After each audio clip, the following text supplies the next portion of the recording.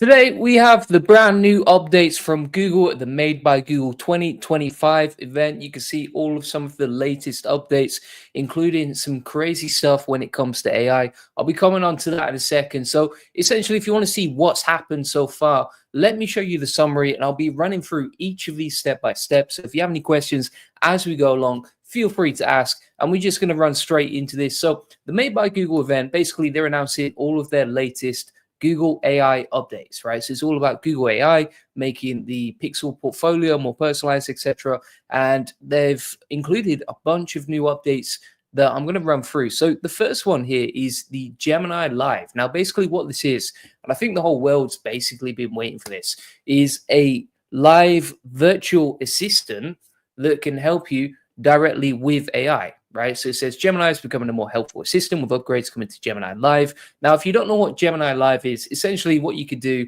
is you could pull up your phone, you could pull up your camera, etc., and it can actually understand what's going on in real time by looking through your screen and then feeding that information back to you, right? So you can imagine, for example, how powerful that would be. Like if you're cooking, if you need help, if you're in the office, if you're trying to set something else up, etc. But also it can actually give you on-screen guidance, right? So when you share your camera, Gemini not only sees what you see, but it also provides visual guidance by highlighting things directly on your screen. So you see here how it's actually highlighted different parts of what's going on your screen. So it's looking through the camera and then figuring out, okay, here's what it is. So if you had to say, right, I need cumin for cooking, well, here's the cumin pot, mate. Enjoy that if you can't see it right in front of you. So that's basically one of the updates. You know, another example would be like, let's say you can't decide between two different sneakers, right? Well, Gemini could actually compare both of them and say, right, I prefer this one, I prefer that one, and give you some ideas. Same for this. Like if you need a wrench, this will actually, you can point your camera at your toolbox and Gemini will just point out the right one directly. So really cool stuff here.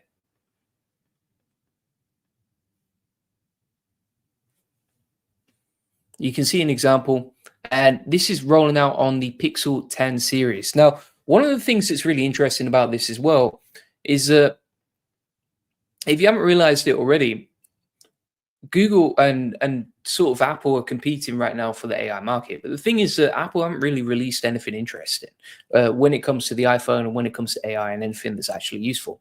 Whereas if you look at Google, not only have they got one of the most powerful AI models in the world with Gemini, but also they're integrating that gradually into the phone and into the mobile devices and into all sorts of other stuff that we'll cover in a second too.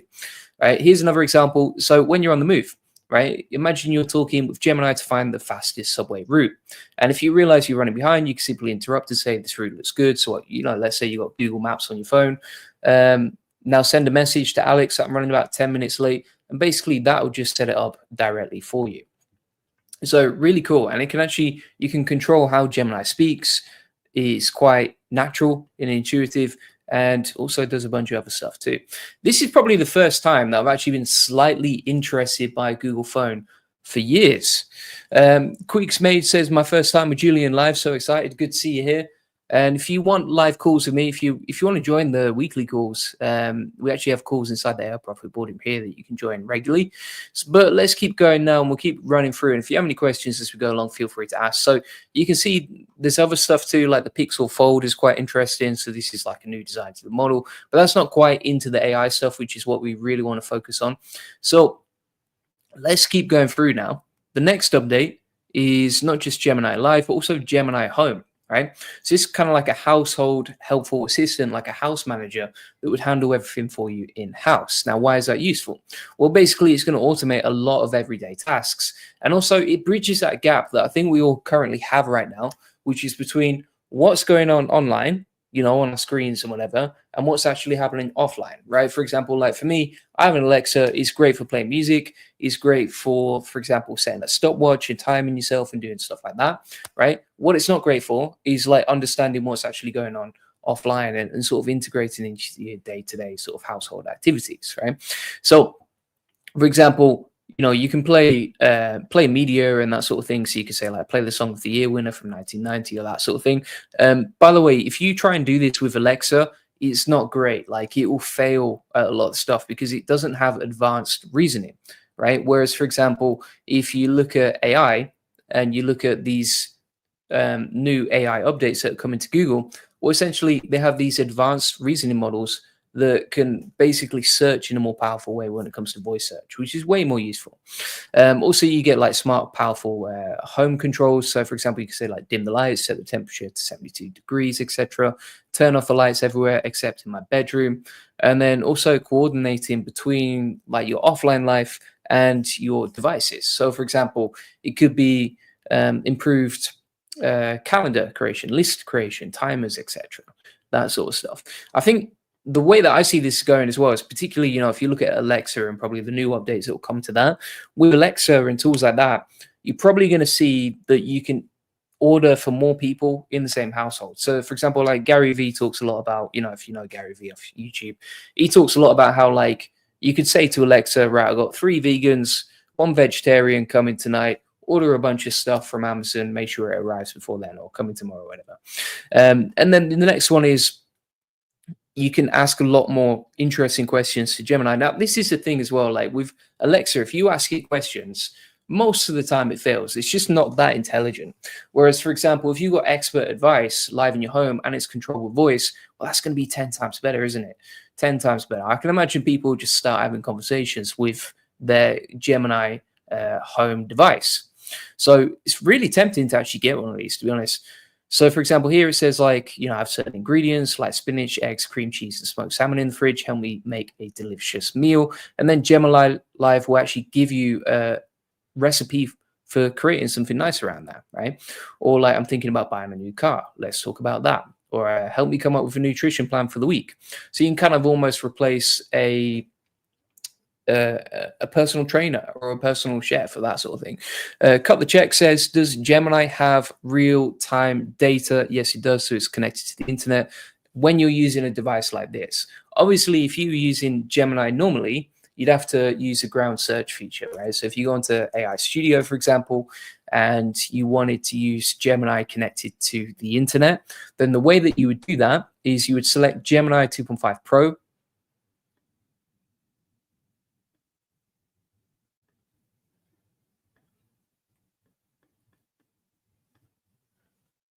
Over here. And then inside Gemini 2.5 Pro, you would select grounding with Google Search, and that will connect Google Search to the AI so that you can search in real time. Now with Gemini Live, obviously you get that. That's like the part of it, right? So that's basically how you can get Gemini connected to the internet. And then if you use Gemini directly inside the chat as well, it's connected to the internet, right? So if you have, if you type in, for example, what happened in the Made by Google live event today, it should, using Gemini 2.5 Pro, be able to search through the internet and give you the breakdown. So we'll come on to that in a second. Then there's other stuff like requesting troubleshooting, asking for creative collaborators. So this is really interesting as well, right? Basically, you can, let's say you needed to come up with a story, right? Bedtime story, whatever, you got a family. Well, one of the prompts you can use, for example, is like, let's create a bedtime story for my daughter, whatever, personalize it for the main character is a scientist who is also a princess and loves corn, right? So you're coming up with a storyboard on the go. And then it will basically give you some options and come up with some ideas for that, right? Now, if you go back to Gemini, they actually have this feature, which I'm sure will probably be implemented too, which is the storybook feature, right? So if you go to storybook over here, you can actually create your own stories with Gemini. Now, I imagine that stuff like this, this actually has narration, so you can actually listen back to it as well. But with stuff like this, you can essentially come up with stories on the go, right? And creative stuff. So it's not just limited to like boring AI tasks, like coming up with a bunch of like ingredients for a meal. Now, if we have a look, so yeah, Google is connected directly to the internet inside Gemini. So you can see here it's come up with all the latest news based on recent information that's just come out. So for example, the Times of India, these are all recent articles that just came out recently, like within the few hours. And so, yeah, you can see that this is actually quite useful for finding real-time information. So it'll be the same for the household assistant as well. Now, there's a few others as well. So there's a bunch of AI updates for the Pixel 10, which is their phone, right? So Pixel 10 phones. And bear in mind, again, like Apple has not really integrated anything useful for AI yet. Whereas inside, for example, Google Pixel, you can integrate a lot of cool stuff. So this is the latest phone from Pixel 10. So you can see an example of what it looks like here.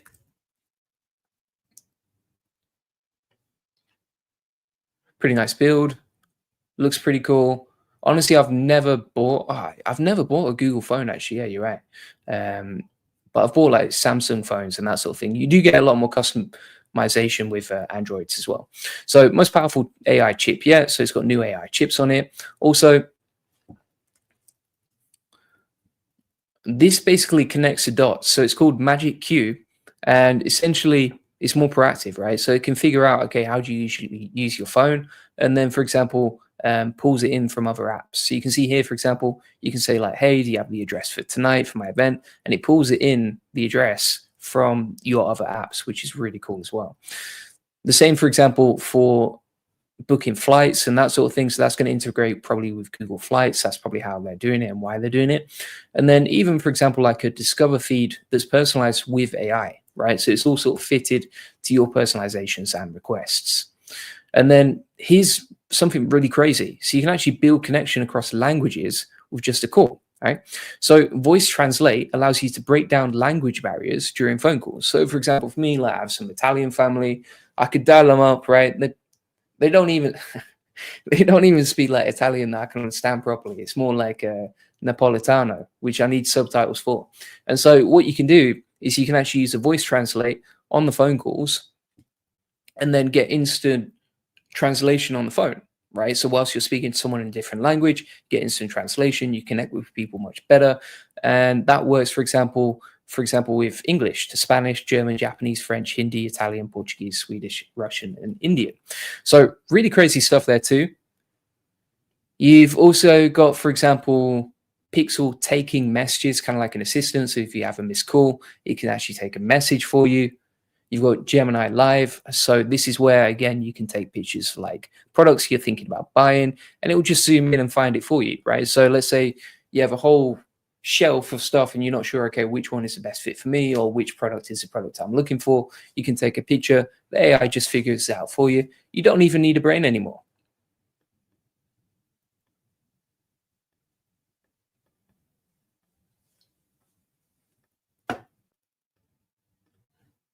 What else we got here? So we have note taking. So it's really cool. You can take, if you can basically take like pixel screenshots. If the screenshot detects a picture that you've taken that would be a good fit for your notebook, it will automatically suggest adding it, which is really cool. And then you can do the pixel journal as well, which is like AI based as well. So you can see an example here, top journey goal, personal growth. Here's where you're most active. Here's the number of entries. It even has like emojis for like how you're feeling that day, locations that you've been to, calendar notifications and reflections. So for example, let's say you go out for a run, a lake persona, and then you reflect on it. Really interesting stuff. Like it's very, very innovative. And then you've got like Gboard as well. So you can fix stuff automatically when you're writing and typing out. And then here's what's even crazier is you can actually make songs with Recorder using AI. So you can like hum a certain tune and then record your vocals and select a desired music style, and it will just generate some music for you, like off your phone. It's pretty wild stuff. Next up, we have editing images in Google Photos. So with this sort of process, basically you can edit just by asking. So it's like kind of like a natural language way of asking it to edit certain parts of your photo, but it's on screen, right? So the AI is installed on your phone. Then it uses that AI to edit your images. So you can say like remove the background color or make this brighter, etc. Or like auto optimize it. And just by typing that in and describing the edits you want, you can then edit the photo automatically too. MD Mafuju said hi, good to see you here. And then you know, like cropping images and that sort of thing, certain image tweaks. It tells you exactly how this was made. So you've got content credentials. And you can see here it's like edited with AI. So if you edit anything with AI on your phone, then it gets labeled as that inside the metadata, I think, which is quite useful. And that's called, what's that called? C2PA content credentials, essentially. So you can see how images were made for added transparency, and it's the first to implement this. But basically, that seems like a sort of compliance metadata thing, which is a little bit crazy when you think about it, but it's automatically added inside the content credentials. Finally, wanted to show you some Gemma 3 new fine-tuned use cases that got announced as well by Google AI developers. So if you're not familiar with Google Gemma, basically this is a very lightweight model you can actually install on your phone, right? So I actually talk about it inside the AI Profit Boardroom, inside the SAP section here with Gemma. And Gemma 3 is basically an update where, and this is why AI works so well on Google phones. It's an update by Google where essentially you can install this to your phone and then it uses AI on your phone. But also you can actually fine tune it certain different features, right? So for example, here, you could turn it into like a chess champion or something that summarizes on your iPhone, that sort of thing. You've got additionally like speaking styles and personas, generating and reading bedtime stories locally, right? And so you can fine tune Gemma 3, which is a tiny little AI model and open source, into any sort of specialist AI expert that you want. So here's another example. So if we scroll down here, you could have like a personal running coach, as you can see. So this is a tweet by Tyra T. Let's pull this up. And basically you can use this for like personalizing how to, your Gemma 3 model to become like a running coach for you. The final thing that I was going to mention was Pixel Buds Pro. Again, I don't actually use any of these products yet, but I am thinking about seriously switching because it'd be so much easier to use AI and to take advantage of it on these sort of devices, right? So if we have a look at the Pixel Buds Pro, for example, this uses AI too. Just going to mute this.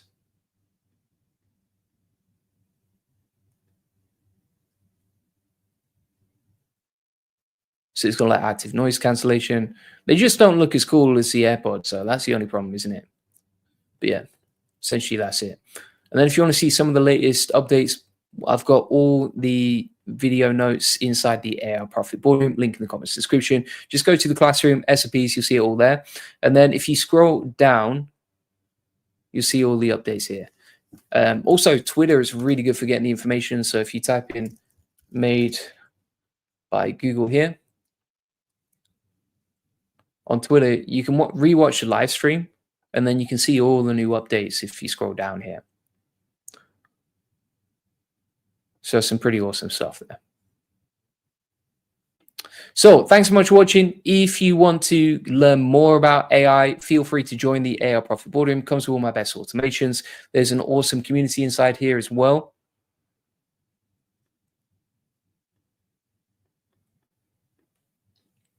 So you can see all these community posts, very active community. Inside the classroom, we post all our best AI automations, courses, workflows, etc.